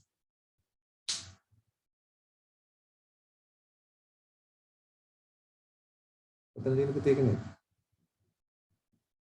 දෙවෙනි පේළිය. යන්න බෑ. මහා බැංකුව වාර්තාව. දැන් ඔයාලා ආර්ථික විශේෂයෙන් ආර්ථික විද්‍යාව ඉගෙන ගත්තා. ආර්ථික විද්‍යාව ඉගෙන ගද්දී මෙන්න මේක 2005 මහා බැංකුව වාර්තාවේ. එතකොට ලංකාවේ රටක අහගන්න රටක විවිධ ක්ෂේත්‍රවලට අදාළ සංඛ්‍යාත්මක තොරතුරු තියෙන්නේ මේක. පැහැදිලිද? ලංකාවේ ඔයාලා ආර්ථික විද්‍යාවේ ඉස්සරහට ඉගෙන ගන්නවා ලංකාව සමස්ත ලංකාවේ පුරවැසියෝ එකතු වෙලා වසරක් තුල නිෂ්පාදනය කරන වසරක් තුල නිපදවන භාණ්ඩ හා සේවාවල වටිනාකමට අපි කියනවා දල දේශීය නිෂ්පාදිතය. ලංකාවේ ඉන්න මිනිස්සු වසරක් තුල නිෂ්පාදනය කරන භාණ්ඩ හා සේවාවල වටිනාකමට අපි කියන මොකක් කියලාද? දල දේශීය නිෂ්පාදිතය. ඒක මෙන්න මේකෙන් තමයි අපි ගන්න. මේ පොතේ තියෙන මේ විස්තර. හරි? මම කියන්න උත්සාහ කළේ මේ දල දේශීය නිෂ්පාදනය මහ බැංකුව වාර්තාවේ රටක දල දේශීය නිෂ්පාදිතය වර්ග කරනකොට වර්ග කරන්නේ මොනවද? ප්‍රාථමික, ද්විතීක හා තෘතීක කියලා. හරිද? රටේ නිෂ්පාදනය වර්ග කරන මොකද්ද? ප්‍රාථමික නිෂ්පාදනය, ද්විතීක නිෂ්පාදනය, තෘතීක නිෂ්පාදනය. ඔයාලා ආර්ථික විද්‍යාව ඉගෙන ගද්දී මේ ප්‍රාථමික කාණ්ඩයට ගැනෙන දේවල් මොනවාද? ද්විතීක කාණ්ඩයට ගැනෙන දේවල් මොනවාද? තෘතීක කාණ්ඩයට ගැනෙන දේවල් මොනවාද කියලා එකින් එකට වෙන වෙනම ඉගෙන ගන්න ඕනේ. හරිද? ඈ? ප්‍රාථමික, ද්විතීක හා තෘතීක දැන් තමයි ඔයාලා ඉගෙන ගන්න. ඕලෙවල් කලේ අතපත ගන්න. ඒක අතපත ගියාට හමන දැන් හරියට ඉගෙන ගන්නවා. දැන් හරියට ඉගෙන ගත්තේ නැත්නම් කොහෙද නතර වෙන්නේ? එක්ක නුපුහුණු ශ්‍රමයේ. හරිද? ඈ? එහෙම නැත්නම් අර්ධ පුහුණු ශ්‍රමයක. ඒක හන්දා සාමාන්‍යයෙන් දැනුම කියන්නේ ඒකට වචන නැහැ පුළුල් පරාසය. දැනුම එකතු කරගන්න වටිනාකම වැඩි වෙනවා. පුද්ගලයාගේ වටිනාකම වැඩි වෙන්නේ මොනවෙන්ද? රූපෙටද, උසටද, මහතටද, සුදු කළු ඒවට නෙවෙයි. මොනවටද? දැනුමට. කුසලතාවයන් වලට. ඒක හන්දා ඔයාලා පටන් ගත්තා විතරයි මොකද පසුද? O level ඒක නොසලකා හරින්න. O level වැඩ හයක් තියනවා නම් එතනින් එහාට යන්න පුළුවන් ඕනෙක් කෙනෙකුට. O level වැඩ හයක් තියනවා නම් එතනින් නැගිටලා යන්න පුළුවන්. ඒක හොඳට මතක තියාගන්න මේක ජීවිතේ මම ඒකයි අර අපේ ඇඩ්වර්ටයිස්මන්ට් වලදී මම දාන්නේ හැරවුම කියලා එකයි. හැරවුම කියන්නේ මෙතනින් හැරෙන්න පුළුවන්. මෙතෙක් කල් කරපු ඔක්කොම දේවල් දූරීභූත කරලා ඉස්සරහට යන්න පුළුවන්. හරිද? ඒ නිසා මම මේවා ඔක්කොම කියන්නේ මේක මතකේ තියනවාලට. මේව පෙන්නන්නේ මොකටද මේ? මේක මතකේ හදවන්න. පැහැදිලිද? මේක යම් ප්‍රමාණයක් මතකේ තිබ්බන් ඇති. මේ එකින් එකට කටපාඩම් කරලා ගිරව් වෙන්න ඕනේ නැහැ. ගිරා ටයිප් එක වැඩක් නැහැ විභාගවලදී. අවශ්‍ය බුද්ධිය, අවබෝධය, මතකය. ඒක හන්ද ඒක තමන්ගේ භාෂාවෙන් හොඳට මතක තියාගන්න හැමෝටම ඕනෑම දෙයක් තමන්ගේ භාෂාවෙන් නිවැරදිව ලියන්න පුළුවන්. හොඳට මතක තියාගන්න පුතේ මේ භාෂාව කියන එක හරි වැදගත්. ඒක වැදගත් කියලා තේරෙන්නේ වැඩකට ගියාම, ජොබ් එකකට ගියාම. ඇයි භාෂාව වැදගත් වෙන්නේ? මා දන්න දේ අනිත් අයට මම ඔයාලට මේක කියන්නේ ඇයි? මා තුල මේක ප්‍රකාශ කරන්න පුළුවන් භාෂාවක් තිබෙන නිසා. පැහැදිලි නේද? එතකොට ඔයාලා කියන සමහර ගුරුවරු ගන්න දේ පැහැදිලි නෑ කියලා. ඇයි එහෙම කියන්නේ? එයා භාෂාව හසුරවන්න දන්නේ නැහැ හරියට. නේද? ඔක ආයතනයකත් එහෙමයි. හොඳ කළමනාකරුවෙක් වෙන්න නම් භාෂාව හොඳට හසුරවන්න පුළුවන් වෙන ලිඛිතවත් වාචිකවත්. ඒක හන්දම් මතක තියාගන්න මේවා අවබෝධයෙන් කරන්න. තමන් ගෙදර ඉන්න ගමන් දැන් මාටින් වික්‍රමසිංහ ඉස්කෝලේ පස්වෙනි පන්තියට ගියා වුණාට ඔහුගේ පොත් උපාධියට උගන්වනවා. හැබැයි ඉස්කෝලේ පහට වුණාට එයා මොකද කළේ? ලිඛිත පැත්ත හදාගන්න. දැන් ඔයාලා දන්න අපේ හිතවතේ මගේ හොඳ යාළුවෙක් මහින්ද ප්‍රසාද් මස්සිලි. බලන්න ඕන තරම් පොත්පත් මේ සැරේ රාජ්‍ය සම්මාන ගත්ත පොත් ලියනවා. මේ ලොකු අධ්‍යාපන පසුබිමක් හදාගත්තේ නැහැ. හැබැයි ලිඛිත භාෂාව හොඳට පුළුවන්. කවි පුළුවන්. පුළුල් දෙනමක් තියෙනවා. ගිහිල්ලා බලන්න YouTube එකේ ගහලා ගිහිල්ලා මහින්ද ප්‍රසාද් මස්සිලි කියන පුළුල් පරාසයක දෙනමක් තියෙනවා. ඒ ළඟදී හම්බෙච්ච ළඟ මම කිව්වේ නූතන මාර්ටින් වික්‍රමසිංහ වෙන්න පුළුවන්. ඒ මට්ටමේ මේකක් තියෙනවා. පුළුල් පරාසයක දැනුම. ඒකන දැනුම කියන දේ අපිට අවශ්‍යද නැද්ද? දැනුම තමයි අපි උඩට ඔසවලා තියෙන දැනුම. අපි ගෙදරට වෙලා බුදියගෙන හිටියට ෆෝන් කඩලා හිටියට දැනුම නිර්මාණය වෙන්නේ නැහැ. උඩට මතක තියාගන්න මොකද මේක ඔයාලගේ ජීවිතේ. හරි. ලියගන්න ත්‍ෘතීක නිෂ්පාදනය.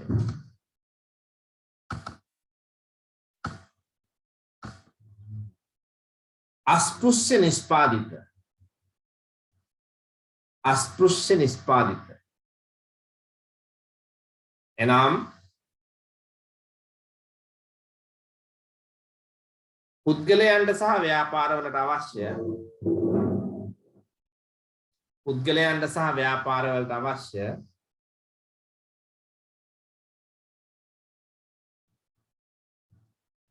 උවමනා සේවා සැපයීම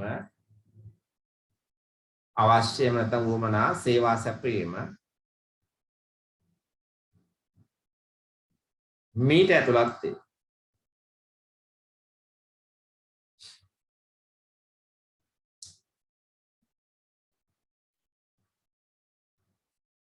උදාහරණ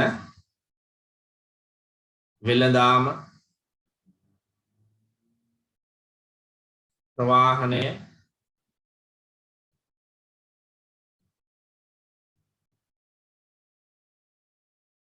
ගබඩාකරණය රක්ෂණය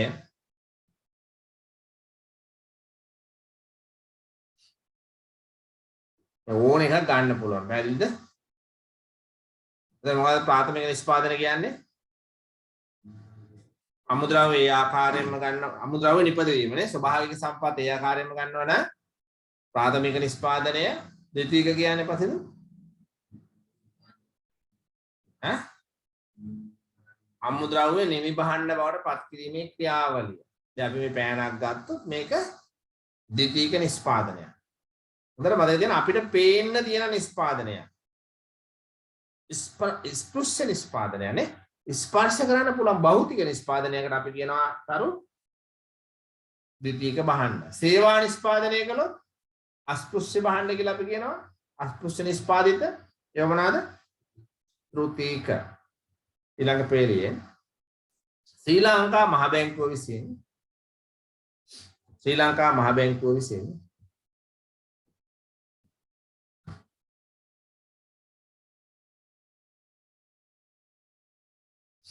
වාර්ෂිකව ප්‍රකාශයට පත් කරන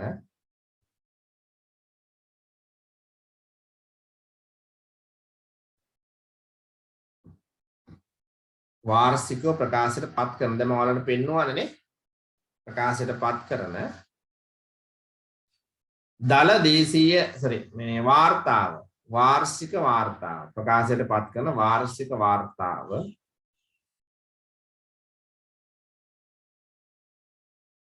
මගින්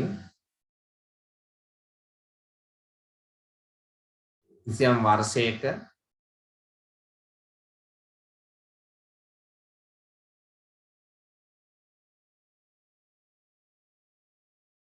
ලංකාවේ සියලුම පුද්ගලයන් හා ක්ෂේත්‍රවල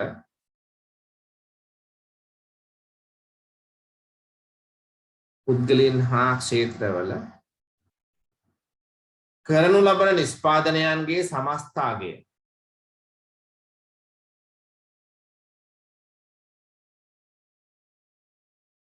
වරහන් ඇතුළේ දල දේශීය නිෂ්පාදිත කරනු ලබන නිෂ්පාදිතයන්ගේ සමස්ථාගය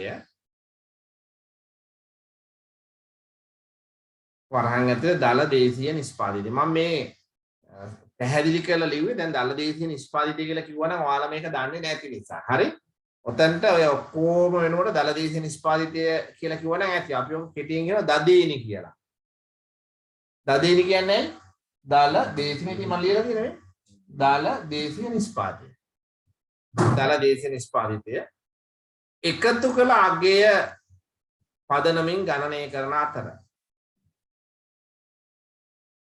එකතු කළ අගය පදනමින් ගණනය කරයි. මොකද මේ එකතු කළ අගය කියන්නේ?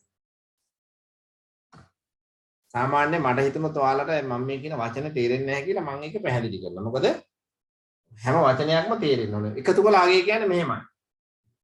පසින්දු ප්‍රාථමික නිෂ්පාදනයක් කරනවා කියනකොට රුපියල් 1000ක පසින්දු ප්‍රාථමික නිෂ්පාදනයක් කරන රුපියල් 1000ක මොකද්ද ප්‍රාථමික නිෂ්පාදනයක් කියන්නේ අමුද්‍රව්‍යයක් නිෂ්පාදනය කරන අපි දුක් තේදලු කියලා. එතකොට මේ තේදලු ටික ගෙනහල්ලා තරු මොකද කරන්නේ තේ කොළ හදනවා. රුපියල් 1000ක් තේදලු වලට දීලා ඊට පස්සේ ප්‍රවාහන ගාස්තු තරල ඒ වගේ දේවල් කරලා තේ කොළ කිලෝ එකක් නිෂ්පාදනය කරලා මේක රුපියල් 2000කට විකුණනවා. පැහැදිලිද? 2000කට විකුණනවා. එකතු කළාගේ කියන්නේ පසින්දු 1000ක් එකතු කරනවා. පැහැදිලිද?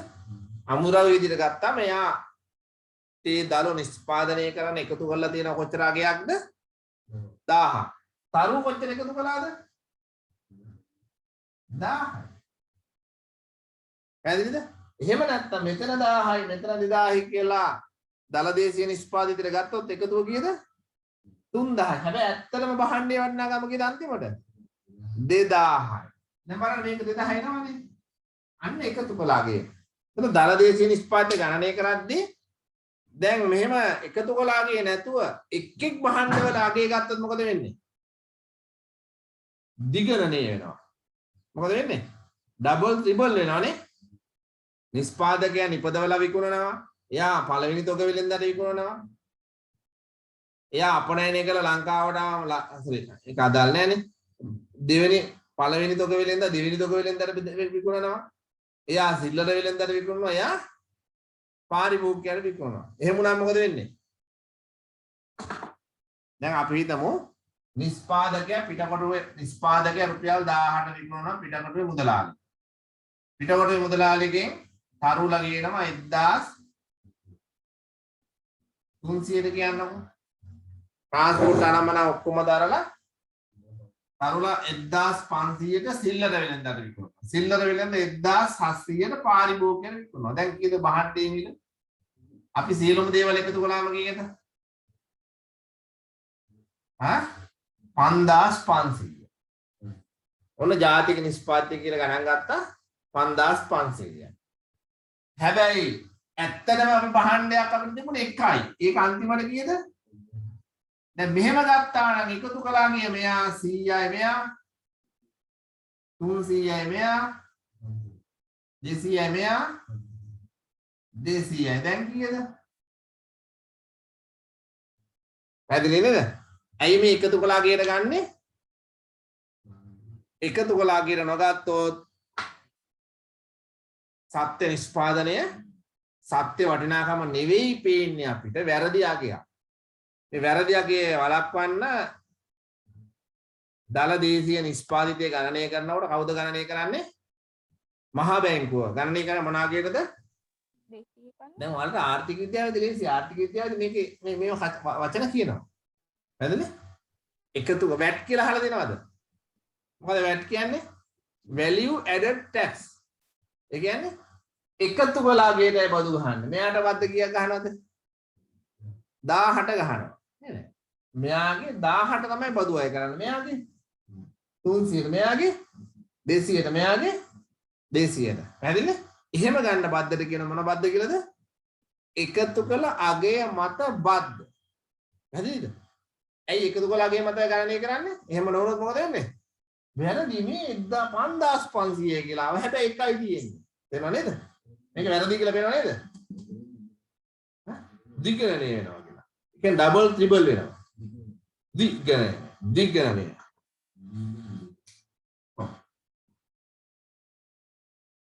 දිගණනය නම් බහුගණනය වෙන්න පුළුවන්.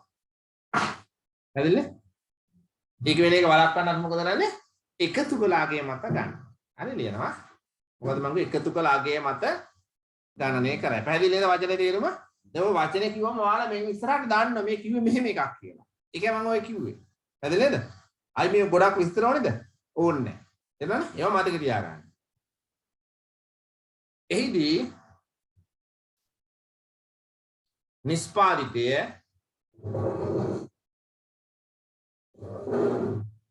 පහත පරිදි වර්ග කරයි. පහත පරිදි වර්ග කරයි.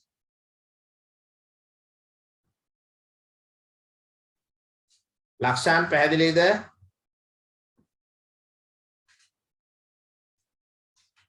නවංජනා පැහැදිලිද?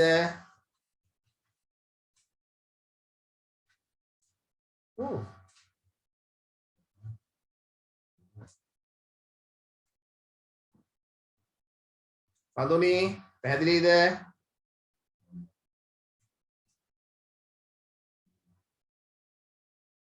දැඩි මතයක ආද මොකුත් කතා කරන්නේ නැහැ කියලා.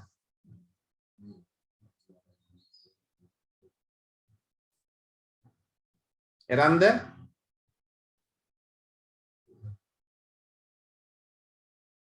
කොහොම කට්ටි වෙලා තියෙන්නේ නැද්ද? එරන්ද පැහැදිලිද? නැන මේ ෆෝන් කරලා පැත්ත පලාතේ නැද්ද? හා? ලොග් වෙලා මේක ඔන් කරලා පැත්ත පලාතේ නැද්ද? පැහැදිලිද? පැහැදිලිනේ. හරි එක කෘෂි ආර්ථික කටයුතු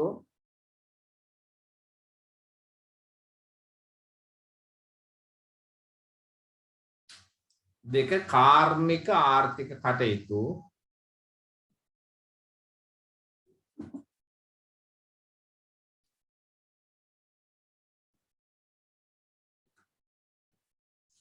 තුන සේවා ආර්ථික කටයුතු.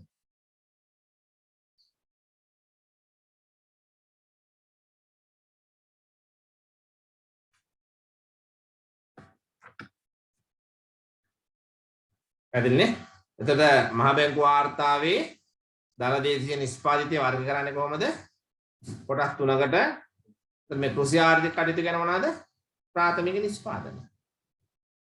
ද්විතීයික නිෂ්පාදන කාර්මික ආර්ථික කටයුතු. සේවා කියලා කියන්නේ තෘතීයික නිෂ්පාදනය.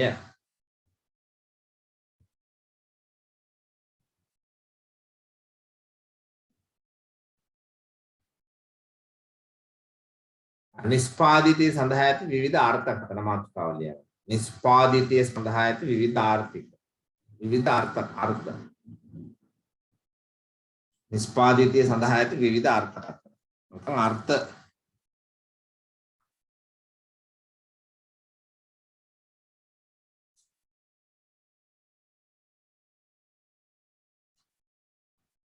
පළවෙනි එක පාරිභෝගික අවශ්‍යතා සහ උවමනා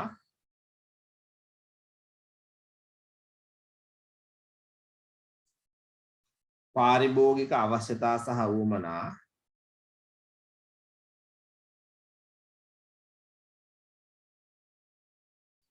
තෘප්තිමත් කිරීමේ හැකියාව ඇති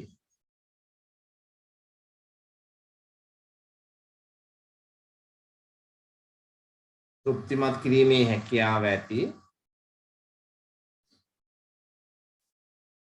වෙළඳපළට ඉදිරිපත් කරන ඕනෑම දෙයක්.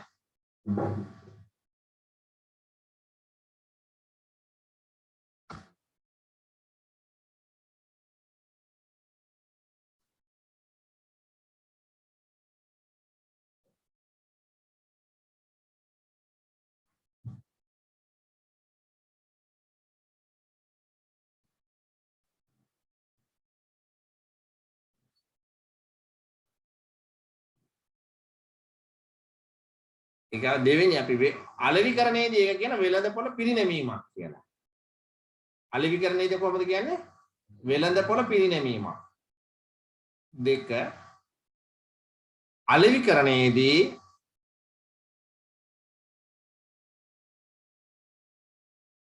නිෂ්පාදිතය යනු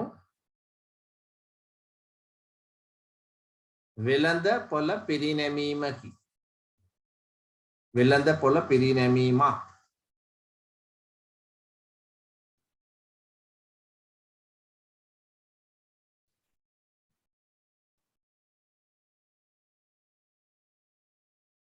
තුන්වෙනි එක මෙහෙයුම් කළමනාකරණයේදී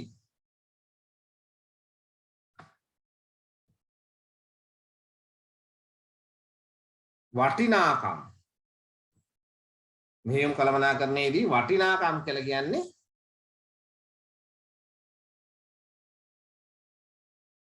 වටිනාකම් යනු නිෂ්පාදනයකි.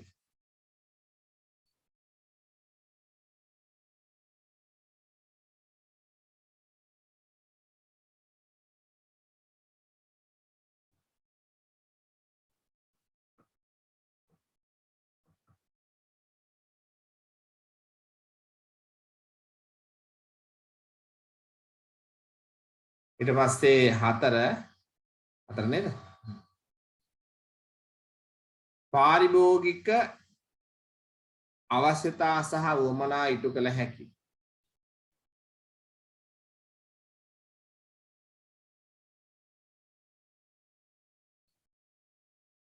පාරිභෝගික අවශ්‍යතා සහ වමනා ඉටු කළ හැකි.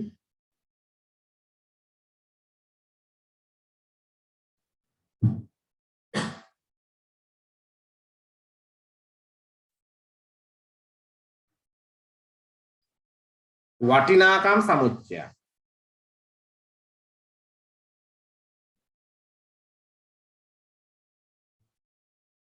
වටිනාකම් සමුච්චය.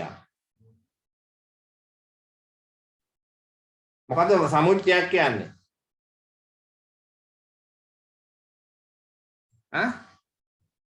සමුච්චයක්. ඔයාලා දන්නවා. සමුච්චිත කියලා වචනයක් අහුන්නේ නැද්ද? කොහෙද ආවුනේ? මොකක්ද ඒකේ සමුච්චිත කියලා කිව්වේ?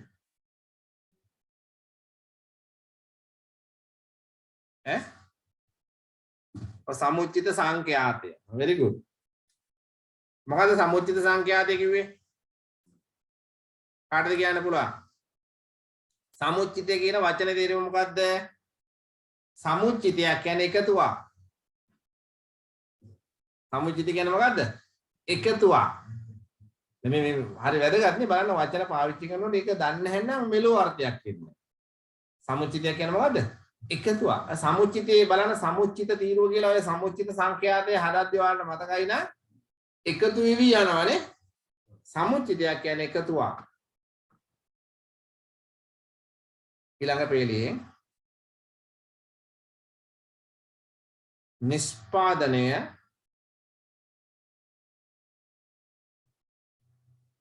මූලික වශයෙන්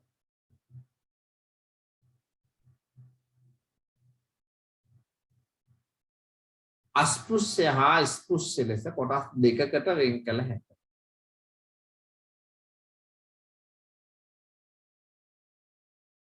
දැන් මම අස්පෘශ්‍ය භාණ්ඩ ස්පෘශ්‍ය භාණ්ඩ කියන්න ඕනේ නෑ නේද? දන්නවන්නේ? හැබැයි සමහර භාණ්ඩ තියෙනවා 100%ක් ස්පෘශ්‍යව අස්පෘශ්‍ය නෙවෙයි. මොනවාද?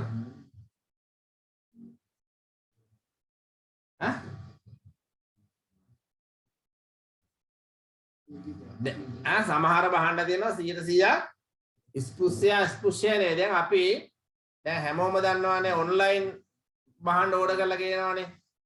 ඔන්ලයින් ඕඩර් කළාම අපිට කියනවා භාණ්ඩය 900යි ප්‍රවාහන ගාස්තු 300යි 1200යි කියලා.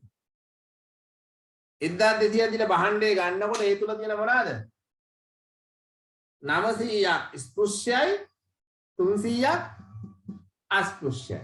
වෛද්‍යවරයෙක් ගාවට කියලා බෙහෙත් ගන්නකොට ඒ බෙහෙත් වල වටිනාකම කියන්නේ වෛද්‍යවරයාගේ ගාස්තුවයි බෙහෙත් වල වටිනාකමයි. වෛද්‍යවරයාගේ ගාස්තුව අස්පෘශ්‍යයි. බෙහෙත් ප්‍රමාණය ස්පෘශ්‍යයි. පැහැදිලිද? ඊගාපෙලින් නමුත් සමහර නිෂ්පාදිත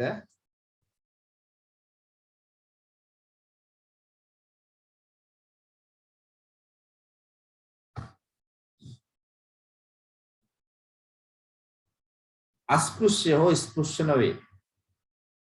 අස්පෘශ්‍ය හෝ ස්පෘශ්‍ය නොවන අවස්ථා ඇත.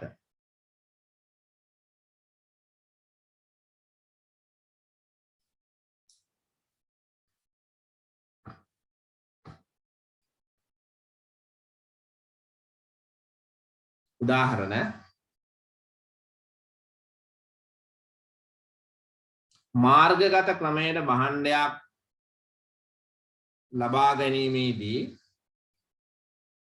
මේ ඔයාලට ෆැමිලිය නැත්නම් ඔයාලට ටිකක් මේ ඇඟට වදින මාතෘකාවක් මම ගත්ත උදාහරණයක්.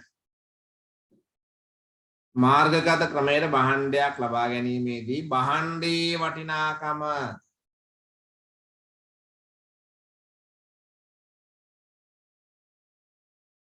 රුපියල් 900ක් හා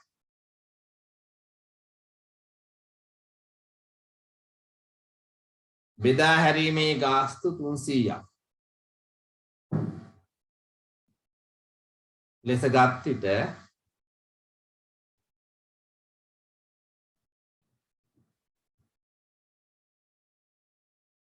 භාණ්ඩයේ වටිනාකම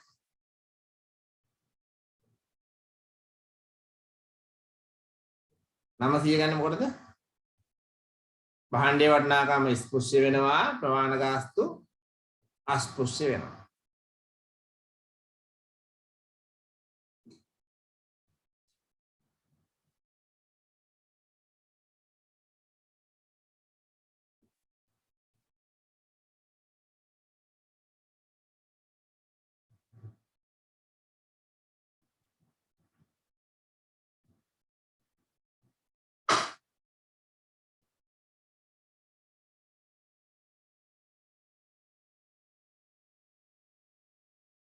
පොඩි ප්‍රශ්නයක් ලියා ගන්න. පහත නිෂ්පාදිත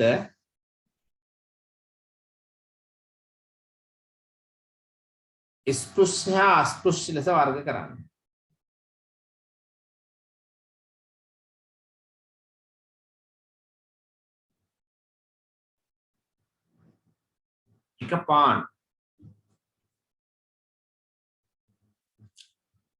එක පාන් පාවාහන් සපත්තු පාවාහන් කියන්නේ සපත්තුයි දෙකක් ලියන්න එපා. පාවාහන් එකයි සපත්තු එකයි. හරිද? DVD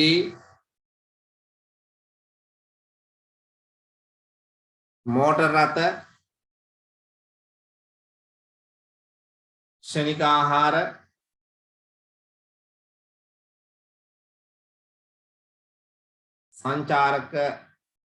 සංචාරක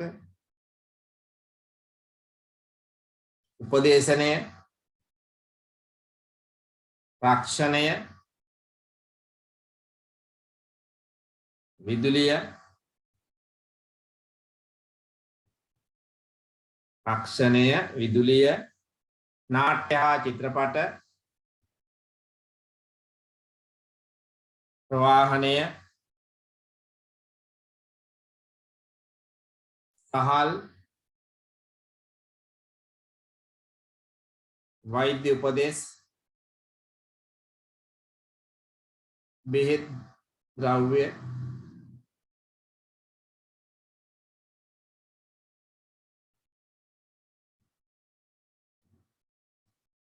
පාන් කියන්නේ පාන් මොනවාද ස්පෘශ්‍යයි පාවහන් ස්පෘශ්‍යයි DVD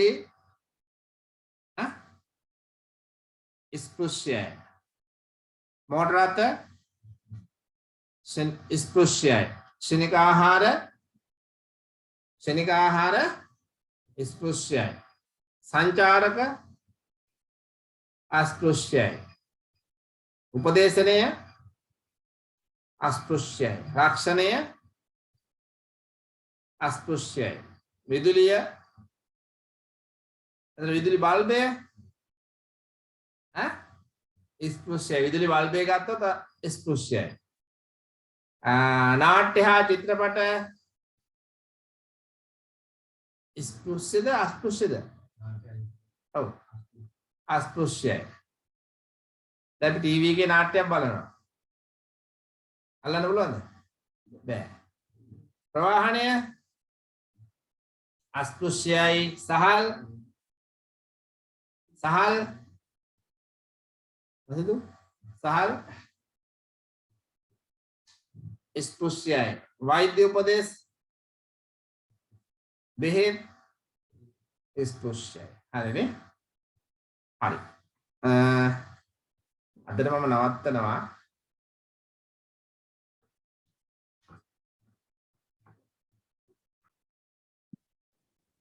සාමාන්‍ය පරිදි ඉරිදා දවසේ පන්තිදී පවත්වනවා